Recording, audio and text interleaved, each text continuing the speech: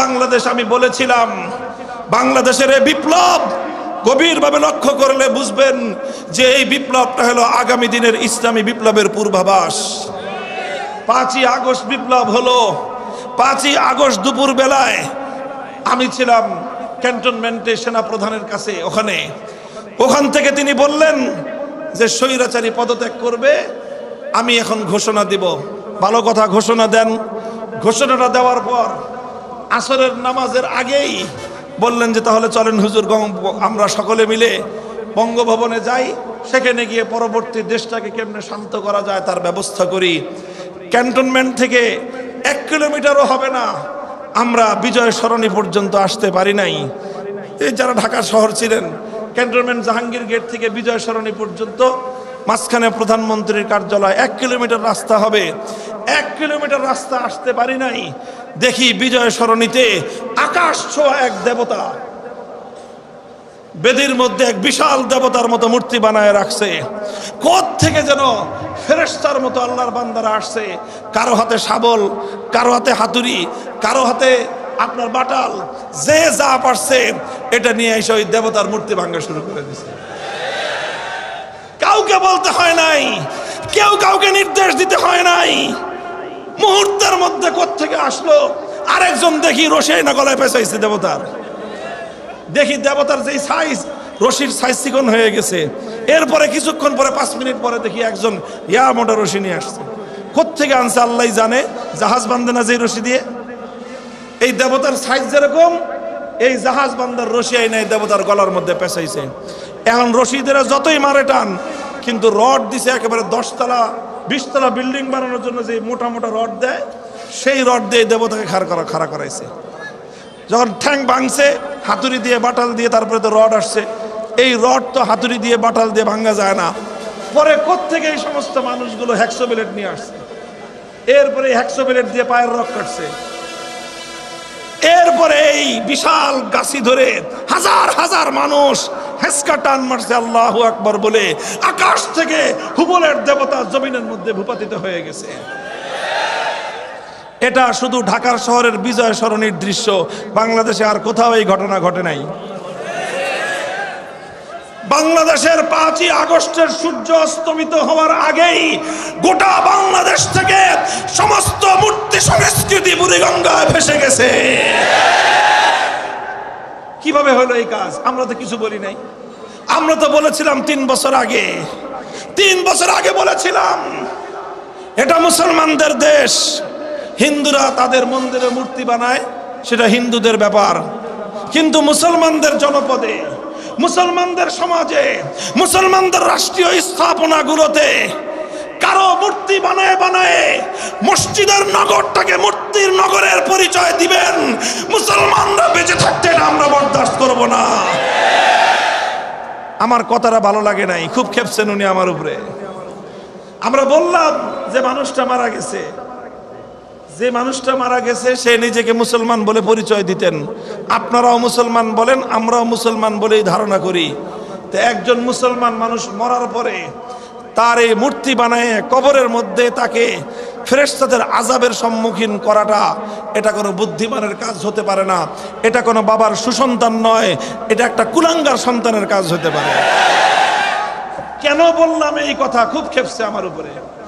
আমি বলেছিলাম যে আল্লাহর পয়গম্বর যেদিন মক্কা বিজয় করেছেন, বাইতুল্লাহ শরীফের ভিতর থেকে যত মূর্তি ছিল সমস্ত মূর্তিগুলোকে একটা একটা করে ধরে এনেছেন, লাঠি দিয়ে পেটের মধ্যে গুতা মেরেছেন, জমিনের মধ্যে ভূপাতিত করেছেন। কোরআনের আয়াত আল্লাহর নবীর কণ্ঠে উচ্চারিত হয়েছিল, জাল হাক্কু ওয়া যাহাকাল বাতিল ইন্নাল বাতিলা কানা যাহুকা। একত্ববাদ হলো সত্য আর মূর্তি হলো মিথ্যা। সত্য এসেছে, মিথ্যা চলে গেছে, আর মিথ্যা সত্য আসলে কোনোদিন টিকে থাকতে পারে না। মূর্তি বাইর করতে করতে সর্বশেষ একটা মূর্তি বের করে আনা হলো। সেই মূর্তিটা হলো ইব্রাহিম আলাইহিস সালামের নামে বানানো মূর্তি। আল্লাহর নবী এই মূর্তিটা দেখে সবচেয়ে বেশি ক্ষিপ্ত হলেন। নবীজি বললেন, কাতালাহুমুল্লাহ, আল্লাহ পাক এই মক্কার আবু জাহালদেরকে, মক্কার এই দুরাচার মুশরিকদেরকে আল্লাহ পাক ধ্বংস করুক, অভিশাপ হোক খোদার ওদের উপরে। ইব্রাহিম আলাইহিস সালামের মূর্তি বানিয়েছে, অথচ ইব্রাহিম আলাইহিস সালামের এই পৃথিবীতে সবচেয়ে বড় অবদান ছিল আল্লাহর জমিন থেকে শিরকের এই সকল মূর্তিগুলোকে ভেঙে গুড়িয়ে দেয়া। কিন্তু তারা সেই ইব্রাহিম আলাইহিস সালামের মূর্তি বানিয়েছে। এই কথা বলে আল্লাহর নবী ক্ষোভ আর রাগ নিয়ে ইব্রাহিম আলাইহিস সালামের মূর্তি ভাঙলেন। আমি এই ঘটনা বলেছিলাম নবী মুহাম্মদ আরবি সাল্লাল্লাহু আলাইহি ওয়াসাল্লাম হলেন ইব্রাহিম আলাইহিস সালামের সন্তান। কথা বলেন, ইব্রাহিম আলাইহিস সালামের বংশের সন্তান না? ইব্রাহিম আলাইহিস সালামের ছেলে ইসমাইল, ইসমাইল আলাইহিস সালামের বংশেই মুহাম্মদ সাল্লাল্লাহু আলাইহি ওয়াসাল্লামের জন্ম। এই জন্যই বলা হয় মিল্লাতা আবিকুম ইব্রাহিম, তিনি আমাদের নবীর পিতা, আমাদের নবীর পূর্বপুরুষ, সুতরাং তিনি আমাদের ধর্মের পূর্বপুরুষ। সেই ইব্রাহিম আলাইহিস সালাম মূর্তি বানাইছে। আল্লাহর নবী সাংঘাতিক ক্ষিপ্ত হয়েছেন। আমি বলেছিলাম নিজের পূর্বপুরুষের মূর্তি ভাঙা ইব্রাহিম আলাইহিস সালামের মুহাম্মদ সাল্লাল্লাহু আলাইহি ওয়াসাল্লামের আদর্শ। আল্লাহর নবী নিজের বাপদাদার মূর্তি বানাইছেন না নিজের বাপদাদার মূর্তি ভাঙছেন? সুতরাং নিজের বাপদাদার মূর্তি ভাঙা হলো নবীর আদর্শ। যারা আল্লাহর নবীর উম্মত, যারা আল্লাহর নবীর আদর্শের অনুসারী, তারা বাপদাদার মূর্তি ভাঙে। আর যারা নিজেদের বাপদাদার মূর্তি বানায় তারা আবু জাহালের প্রেতাত্মা। কেন ওনারে আবু জাহালের প্রেতাত্মা বললাম? মাইন্ডে লাগছে ওনার। কামটা করবে আকাম কইলে বলে যে আমারে কেন এত বড় কথা বললো। নাম নিয়ে বলি নাই, আমি বলেছি জেনারেল ভাবে। আজও বলি, যদি কেউ বঙ্গবন্ধুর মূর্তি বানায় সে আবু জাহালের প্রেতাত্মা। একই ভাবে বলবো, কেউ যদি জিয়াউর রহমান সাহেবের মূর্তি বানায় সেও আবু জাহালের প্রেতাত্মা। আমাদের কথার মধ্যে কারো প্রতি পার্সিয়ালিটি নাই, পক্ষপাতিত্ব নাই। শুনে রাখেন, একথা আমাদের পরিষ্কার ঘোষণা। ইনশাআল্লাহ বাংলাদেশ থেকে যেভাবে মূর্তি সংস্কৃতিকে বিদায় করা হয়েছে, আর কোনোদিন বাংলার মাটিতে মূর্তি সংস্কৃতি বাস্তবায়িত হতে দেওয়া হবে না। সেই মূর্তিটা বঙ্গবন্ধুর মূর্তি হোক, সেই মূর্তি জিয়াউর রহমানের মূর্তি হোক, এমনকি সেই মূর্তি যদি আমার বাবার মূর্তি হয়, সর্বপ্রথম সে মূর্তি আমি নিজ হাতে ভেঙে গুড়িয়ে দেওয়ার জন্য মাঠে নামবো। মুহতারাম হাজিরিন, বলছিলাম যে ক্ষিপ্ত হয়ে সরাসরি রাষ্ট্রের প্রধানমন্ত্রী রাষ্ট্র শক্তি নিয়ে, সব শক্তি নিয়ে আমাকে ধ্বংস করার সমস্ত তৎপরতা তিনি পরিচালনা করলেন। 3 বছর পর আমার আল্লাহ আমাদেরকে পুরস্কার দিলেন।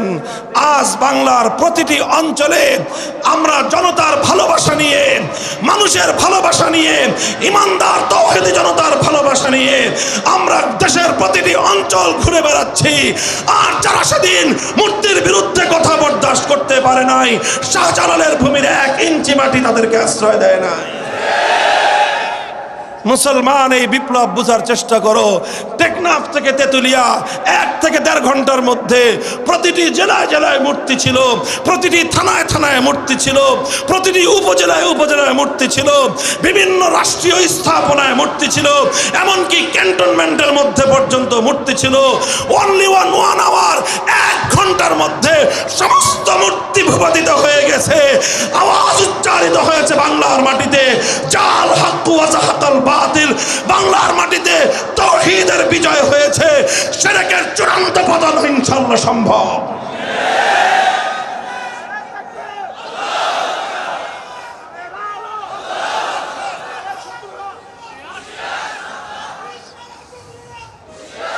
এই থাকবেন তো এই পথে ইনশাআল্লাহ। বিপ্লব আসছে, ইসলামের বিপ্লব। সে বিপ্লবের সৈনিক হবেন তো ইনশাআল্লাহ। ইমান ঝালাই করেন, ইমানকে মজবুত করেন। কচু পাতার পানির ইমান দিয়ে কাজ হবে না। পাহাড়ের মতো অটল এবং অবিচল ইমানকে অর্জন করুন। বুকের মধ্যে সাহস সঞ্চিত করুন।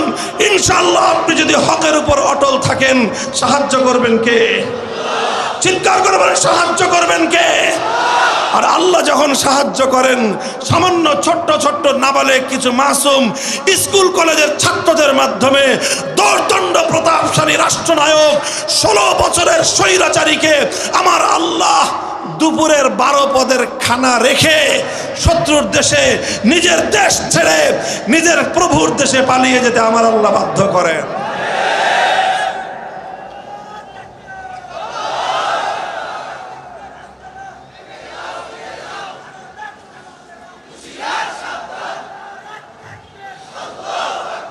ইনশাআল্লাহ সুম্মা ইনশাআল্লাহ হকের পথে আছি তো আমরা ইনশাআল্লাহ। হ্যাঁ, হকের পথে থাকলে কিছু মানুষের জীবন যায়, হকের পথে থাকলে কিছু মানুষকে রক্ত দিতে হয়, তবে সেই জীবন সফল জীবন, যে জীবন আল্লাহর পথে কবুল হয়, সে জীবন হাজারো, সেই মরণ যে মরণ আল্লাহর পথে হয়, সেই এক মৃত্যু হাজার বছরের জীবনের চেয়ে লক্ষ কোটি গুণ বেশি মূল্যবান।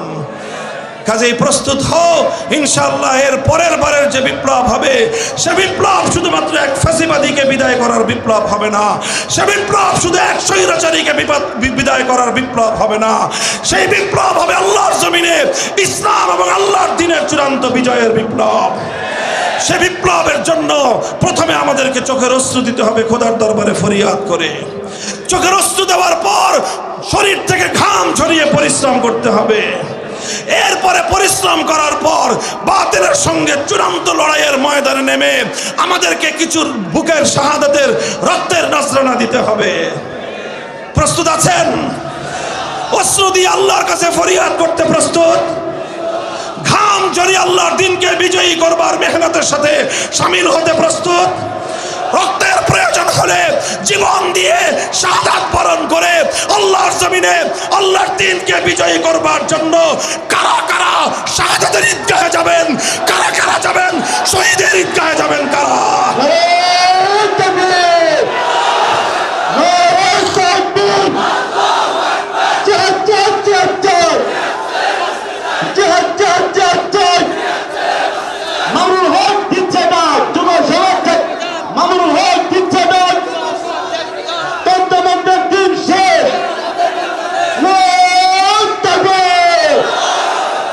আল্লাহ পাক কবুল করেন, তৌফিক দান করেন। আমাদের সকলকে আল্লাহ তার দ্বীনের পথে অটল এবং অবিচল থাকার তৌফিক দান করেন। সকল ষড়যন্ত্রের মোকাবেলা করে আল্লাহ যেন আমাদের সকলকে তার সন্তুষ্টির পথে পরিচালিত করেন। ওয়া আখিরু দাওয়ানা আলহামদুলিল্লাহি রাব্বিল আলামিন। আসসালামু আলাইকুম ওয়া রাহমাতুল্লাহ।